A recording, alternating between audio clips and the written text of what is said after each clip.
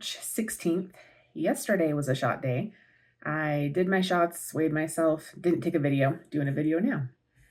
So when I weighed myself yesterday, I weighed in at 236.9. So 236.9. I believe the last time was 236.6. So there's that. Health-wise, I've been feeling okay. Pretty minimal heart palpitations. Having acid reflux and sulfur burps lately. Don't love it. It is what it is. I did, 10 milligrams of my Tirzepatide. I still had a little bit left in the cartridge by the time I was done, but since I don't know why I had extra, I just tossed the rest of it, and I'll start with a new cartridge the next time I create one. Today is actually a Cagrilintide shot day, so I did that earlier, and I'm taking 1 milligram of the Cagrilintide. I restarted taking the melanotan too, because I thought it'd be good to have kind of a base tan, and maybe my husband feels the libido effects from it. I didn't really go that long with it just because I was having my freckles get darker and I didn't want to deal with that. But I decided to start taking that again. It's only been three days now, I think, that I've been taking that. And my freckles are already like this one and this one and this one and this thing. Like, they're always there, but they're definitely getting darker, and it's only been 3 days. Good times. But I figured, who cares? It's whatever. The first day I took that, I just did, 0.3 milligrams, I believe. Because I was going to start out with either somewhere between 2.5 to 5, 0.25 to 0.5 milligrams. But, with my pen, I can't do the half doses, so I went with 3 the first day. And man, I had flushing like crazy. My face felt like it was on fire. A little bit of queasy nausea, but mainly it was the flushing. And that lasted a long time. The second day I did it, I did 3 again. Didn't really have flushing. Didn't really notice much of an effect with that. Yesterday I did 4 units, which would be 0.4 the way I have it set up. So 0.4 milligrams.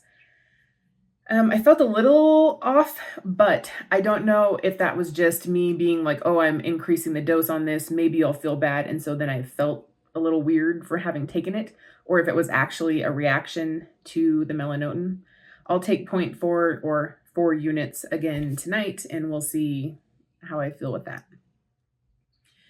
I did have to reconstitute a different melanotan cartridge though, because the first day I used it, I didn't notice anything was wrong with it.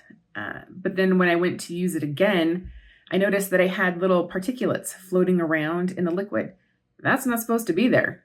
So I was like, are these just little micro bubbles for some reason? But no, I was able to confirm they were like particulates or precipitate or however you want to say it. And I don't know if it was dangerous or not. I was going to keep using it because I'm pretty safe when I am reconstituting. I do the alcohol swabs. I use new needles, new syringes. There's always a chance you can contaminate stuff, but so I just tossed it. I was like, I don't care about the cost. I'm just going to go ahead and do what's safe. So I reconstituted a new melanotan, and then I used that the last couple nights.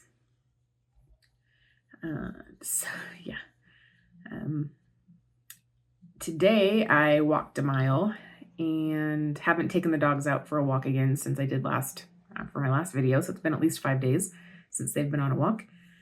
The weather's been kind of weird. Sometimes it looks like it's nice, and then all of a sudden it'll start to snow or rain. So weather's been kind of up in the air lately. But I did a half hour on the treadmill, and it ended up being 1.12 miles, I think is what it was. So I did that today. Haven't eaten anything today yet. I feel very full still, like up in my throat. I feel full. It's a weird thing. I don't know if I told you guys, I've been having like really bad breath lately, and I was not able to figure out what was causing it. And my husband thinks it's when I started wearing my mouth guard because I clench my teeth. And so my dentist was saying, hey, you need to wear a mouth guard because your teeth are starting to wear faster than they should. And I've been wearing a mouth guard for about a year now. It was one of the kind that was like a hard plastic that gets molded to your teeth and you wear it. But I think I told you guys about this a long time ago. I suddenly had like 7 cavities after not having cavities forever. So I thought maybe it was that style of mouth guard. So I switched to a different style of mouth guard, and it's like a soft rubber, but it's not like fitted to my mouth. You can get them. I'll try to put a picture of them up. I'm pretty sure I've shown you guys before, but it's soft rubber. It only has like plates that kind of fit back there, and it's got like a soft rubber that just goes around this area. So I feel like that allows me to have more saliva in my mouth at night, because when you have a dry mouth, that's how bacteria grow, right? And I've been liking that a little bit better, so I've been using that, and I don't have any more cavities. I've got like things that they're watching, but no cavities. So maybe that's working. But anyway, I'm thinking maybe my bad breath is coming from that, just overall dry mouth. And I know when you get into menopause, you start having dry mouth, like your eyes can get drier, all this kind of stuff. But I'm on hormone replacement therapy, so I would think that that wouldn't necessarily be such an issue. So I was talking with my dad about it, and he said, well, just use mouthwash. He's like, I use Listerine. I flipping hate Listerine. That stuff burns like a mother. Like, doesn't matter. Yeah, no, it's like pure alcohol. I don't like it. But I did buy a while ago this other brand called TheraBreath, I think is what it's called. It's from the makers of TheraWorks. They have a lot of little offshoot things, and it's supposed to work by infusing oxygen. I don't know. I think it's probably just like hydrogen peroxide and maybe some other stuff. And so I used that after I brushed my teeth last night. And because no matter, I brush my teeth well, it's oral hygiene has always been a huge thing for me. So I brush my teeth, floss, then brush my tongue, all that good stuff. So I used it after brushing yesterday, and I feel like it got rid of the bad breath. So I don't know. I don't know. It was crazy. I swished for a while, then I gargled, spit, and it's a peppermint flavor that I chose. So it's a little minty, but like it seemed to work. So this morning I brushed my teeth, brushed my tongue, and then I used the mouthwash again. Fresh as a daisy. So maybe I'll just start doing that on a regular basis and see how that goes. If you guys have any other ideas about getting naturally fresh breath, I try to drink a bunch of water. I don't know how good I am at that. I could probably stand to drink more water throughout the day. That's always something I strive for. But yeah, I have been watching just a crap ton of movies lately, like legit so many. So to begin with, I watched Pop Star, Never Stop, Never Stopping. It's an older film. It has Andy Samberg in it. And it's like, if you like his group, The Lonely Island, you would probably enjoy the film. He's a pop star that used to be part of a trio. He had really good response to his first solo album, but his second solo album is just bombing. So it's kind of a comedy. If you like SNL, if you like Lonely Island, you'd probably like it. It was okay. I'm glad I've seen it. It's not one that I'll need to see over and over again. Then I went to go see Mickey 17 in the theater. That one was interesting. It has Robert Pattinson. He's the main guy. There's a Mark Ruffalo. He's in it. There's a number of well-known people in the movie. The premise there is that Robert Pattinson, is an expendable. So he signs up to be an expendable on this colonizing space trip. So he is expendable. So they run tests on him. They have him do the shit work that nobody else wants to do because they have a way to reprint, like 3D print, basically his body back. And then they can download his memories into it. So he remembers dying every time. And, Mickey 17, so he's iteration number 17. It was interesting. I would probably watch it again. It was a crazy story. And I thought it was pretty well acted. I'm not huge on Robert Pattinson as an actor, but I thought he did a pretty good job in this one. So I would recommend seeing that one. Then I watched Final Destination. My niece and I were talking about it last week, so I thought, all right, I'm going to watch all those again because I guess there's a new one coming out. And I thought that I had seen several of them, but in reality, I think I'd only seen the first one. And even that one had been forever ago. So the only thing I remembered about it was the car scene with the electric wire that was going all over it. So I watched that one, and I don't think it's as good as the Scream series, so I don't know. Once I get through watching them, because I will continue to watch them, I don't know that I'll revisit them like I do the Scream series. Then I watched The Transporter with Jason Statham. My dad is a big fan of that series, so I thought I would try it. It was okay. It was an interesting enough storyline. The premise is he transports things. He doesn't care what it is. He just wants to know, like, where is it getting picked up from? Where is it going to? How big it is, how much it weighs. And he never looks in it. He doesn't want to know names, just, very factual like that. Decides to look in one of the bags because it was moving, finds out it's a girl that he's transporting, like a ostensibly kidnapped girl. So then stuff happens after that. It was okay. There was just a number of plot holes that just kept me thinking, that distracted me from the rest of the story.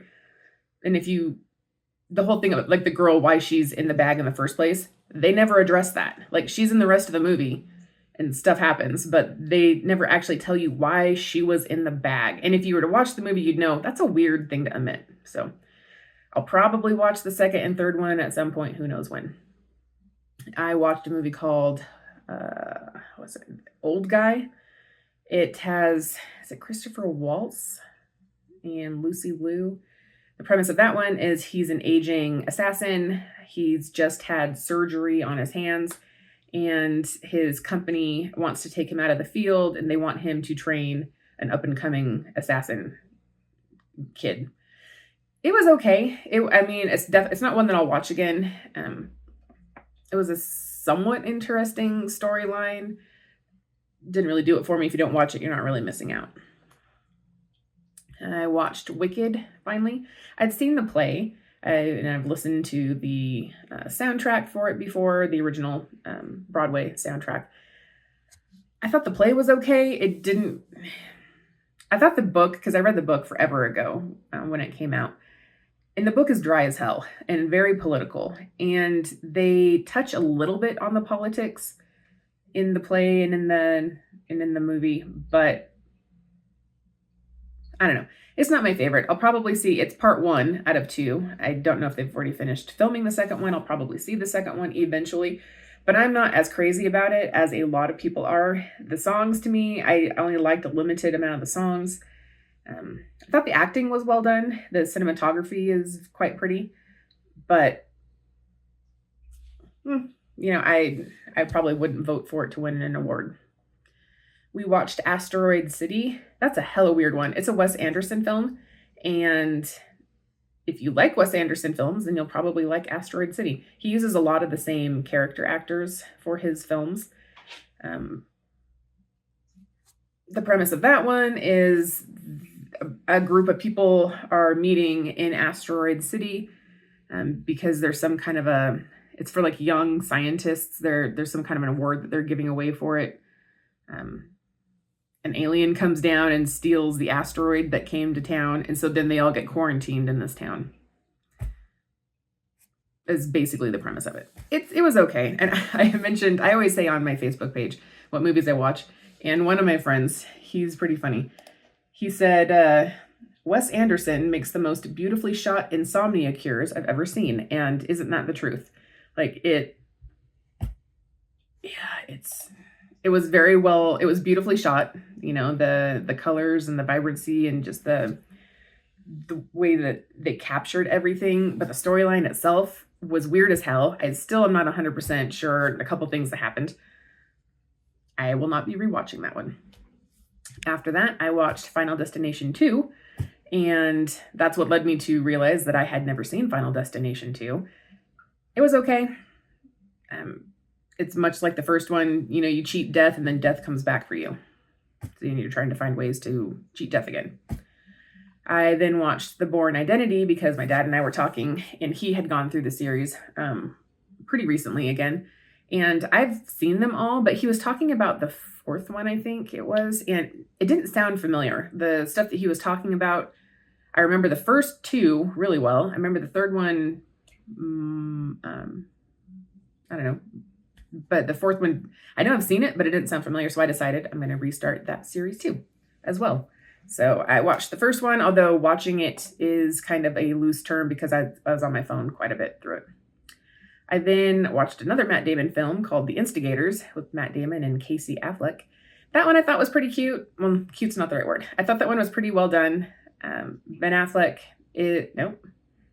Damon is a retired Marine, and he's got some mental health issues that he's working through with a therapist. He needs a specific amount of money for his kid, like child support payments and stuff, so he can start seeing his kid again. And so he decides to join Casey Affleck and some other people on a heist that goes wrong. Ron Perlman is a corrupt mayor, and they're trying to steal from Ron Perlman. Stuff goes sideways. It was funny. I liked the way that Matt Damon and Casey Affleck played off each other. I really enjoyed Casey Affleck's character. He was the comedic relief in that one. And then I watched a movie called, I told you guys, I watched a lot of films lately, a movie called Beautiful Disaster. I had seen I think it's called Beautiful Wedding. It's actually the sequel to Beautiful Disaster. I had seen that one, the poster of it, before realizing that was a sequel. So then I went to look for this one. This one is another romance smut type book that's been turned into a film. I liked it. I thought it was, it's got Dylan Sprouse, one of the Sprouse, the twins, Cole and Dylan. It's got Dylan in it. And then some girl that I've never seen before. He looks good. He is tatted up and he's fit. They are supposed to be college kids, and he does like underground boxing fights for money. She used to be a poker prodigy who's trying to escape having to bail her dad out of situations because he's a trash dad, I guess. But I liked their chemistry together. I liked how I almost liked everything about this movie. I would watch it again. It's a little funny. It's a little sexy. So Beautiful Disaster. It's pretty good. And then last night, finally, we watched The Electric State. It's a new movie on Netflix. It's got Millie Bobby Brown and Chris Pratt. There was a robot war. Humans won. She is now, Millie Bobby Brown, she is like a ward of the state. She's like, I don't know, 17 or something, I guess, in it. And a robot comes to her, and robots are supposed to only live like in this one particular piece of land that they got awarded to them within the treaty. And stuff happens. But I guess it's Netflix's most expensive movie to date, like $320 million to make. And I could see why. It was well done. The graphics and like the robots and the CGI, like all of that kind of stuff, I feel was very well done. Chris Pratt was okay in it. I usually like him. I just thought he was middling. Millie Bobby Brown, she was pretty good. Stanley Tucci, I thought he did a very good job. So there's a lot of very well-known names in it. But it was kind of a funny, kind of an action film, a little bit, not heart-rending, but had a lot of touching moments to it. So The Electric State, I would recommend that one as a feel-good family movie. Like I would say kids could watch it. It would be fine. But that's all the movies I've seen lately. It's a crap ton of films, guys. A lot of films. So theoretically, I will be continuing on my walking at least 1 mile a day, if not more. I told my husband when the weather gets nice, I would like us, and he agrees, like I want us to go on more walks or bike rides. So hopefully the weather picks up a little bit and we can start doing that. I start my new job on Tuesday. That's the like tech day for it. And then however quick I can get through the training modules, because it's like self-led at that point, then I can start working again. So that'll be nice to have some money coming in. That'll definitely help us out. Haven't started any of the other peptides yet.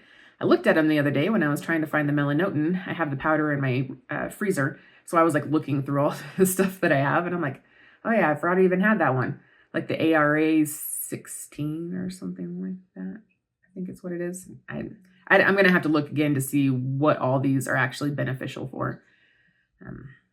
My husband is all done with any of his stuff. He finished his melanotin. He stopped the Tirzepatide. I think maybe that was all he was on. He was doing the Cellular nasal sprays. I'm not sure if he's still doing that. He might be. I threw mine out earlier today because I noticed that I had something growing inside, you know, the sprayer on the inside. When I looked at it, it's a white sprayer, but the top tip of it was darker, like on the inside. So I feel like something was growing on the inside, and I don't want to shoot that up my nose and inhale it. So I threw that out. If I do the Cellular again, I'll just use a different container, you know, a new one, so it can start fresh. All right, guys, I hope you are all doing well, and I will talk with you in about 5 days. Bye.